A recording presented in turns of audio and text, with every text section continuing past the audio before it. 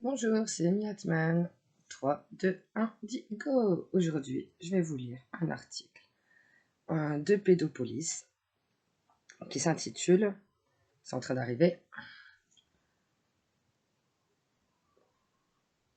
Priscilla Majani, la mère de Camille Chauvet, en fuite depuis 11 ans pour inceste paternel présumé, a été extradée de Suisse vers la France. Article du 4 août 2022 de Jacques Thomé. La mère de Camille Chauvet, en fuite depuis 11 ans pour un inceste paternel présumé, a été extradée de Suisse vers la France. Priscilla Majani, arrêtée en février en Suisse, où elle avait fui depuis 11 ans pour échapper à son mari Alain Chauvet, le père de leur fille, qu'elle accusait d'inceste sur la petite, alors âgée de 5 ans. Elle a été extradée à Toulon, dans le Var, mardi, c'est officiel, avant d'y être jugée pour soustraction de mineurs. La mère de Camille va être entendue par un juge des libertés et de la détention à Toulon. Ingénieure et officier de l'armée française, Madame Majani avait tout abandonné en 2011 pour trouver refuge dans la région de Lausanne avec Camille, aujourd'hui âgée de 16 ans. La jeune fille, placée dans un foyer suisse, n'a pas été renvoyée à Toulon avec sa mère. Elle avait refusé de rencontrer son père lorsqu'il s'était rendu en Suisse en mars. Voici la version de la mère rapportée par Mes Sources en 2011. Camille faisait l'objet d'une garde alternée chez les deux parents en instance de divorce. Le 5 janvier, au retour de chez son père, la fillette révèle à sa mère les violences sexuelles qu'elle aurait subies avec des détails qu'un enfant de cet âge ne peut pas inventer. Priscilla fait alors un signalement au commissariat de la police à IRS, dans le Var. Les 6 et 7 janvier, Camille est auditionnée à 2 reprises en audiovisuel, procédure dite Mélanie, par les policiers et confirme ses dires. Le 7 au soir, l'officier en charge du dossier, mandaté verbalement selon lui par le substitut du procureur, annonce à Priscilla qu'elle peut garder sa fille face à ce contexte. Mais jamais la mère n'obtiendra une copie de cette décision malgré ses demandes réitérées.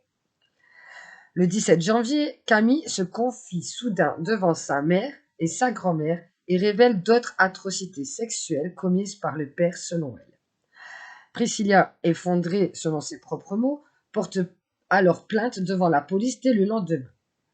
Le 21 janvier, l'officier de police déjà cité annonce à Priscilla un classement sans suite par le juge, les faits n'ayant pas été établis après l'audition du père, à qui elle est sommée de rendre l'enfant le soir même. Imaginez, je passais par là. Sur le conseil de son avocate, la mère exige une décision écrite de juge et garde son enfant. Elle n'a jamais reçu de documents, affirme-t-elle. Le 24 février, raconte-t-elle, 2 policiers sautent par-dessus la porte du jardin, tapent à la porte et menacent de l'enfoncer si elle n'ouvre pas. Son avocate, contactée, lui conseille d'ouvrir la porte, les policiers ayant indiqué qu'il s'agissait d'une audition. Conduite au commissariat, elle est mise en garde à vue.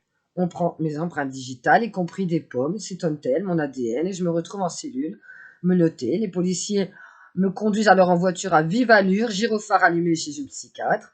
Celle-ci désagréable met la faute sur moi. Je suis reconduite au poste et j'y passe la nuit en cellule sans couverture. Le lendemain matin, faut imaginer le choc qu'on subit. Le lendemain matin, un policier en colère m'annonce que ma mère a disparu et Camille, qu'elle va être poursuivie pour enlèvement d'enfant. Or, j'avais toujours officiellement la garde de ma fille. Conduite menottée au tribunal de Toulon, je suis reçue par le substitut du procureur qui m'ordonne une obligation de soins et la remise de Camille à son père.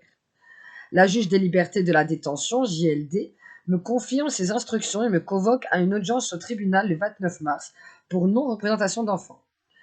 Libérée sous contrôle judiciaire, j'en conclus à de sérieux problèmes dans l'appareil judiciaire du Var et je me dois de protéger ma fille. C'est ainsi que je me suis retrouvée avec elle dans la clandestinité, au détriment de ma carrière dans l'armée sans ressources et dans l'attente d'autorités intègres qui fassent leur travail de façon responsable. Maintenant, je vais vous lire l'article de Jacques Thomé du 6 août 2022. Donc là, on est le 17 août, à l'heure où je fais la vidéo. La mère de Camille Chauvet a été incarcérée à Marseille et sera jugée en septembre à Toulon.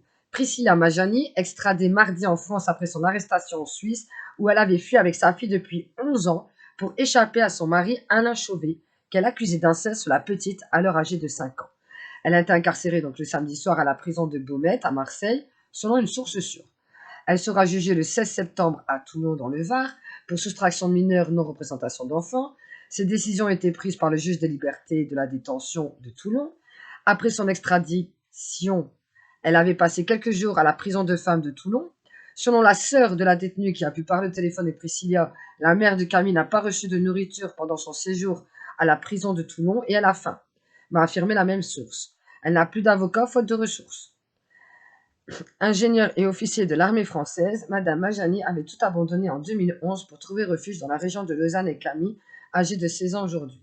La jeune fille, placée dans un foyer en Suisse, n'a pas été renvoyée à Toulon. Elle a refusé de rencontrer son père lorsqu'elle était venue en Suisse. Camille ne sera pas extradée en France selon mes informations, car la loi locale autorise un mineur de plus de 15 ans de rester en Suisse s'il le souhaite, à condition d'avoir une vie sociale reconnue depuis moins d'1 an, ce qui est le cas.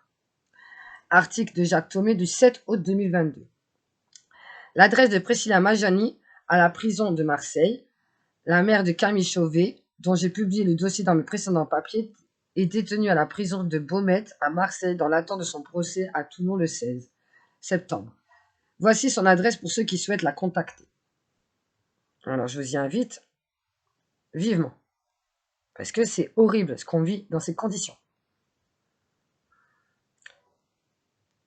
Seuls les proches autorisés par les autorités pénitentiaires peuvent envoyer de l'argent.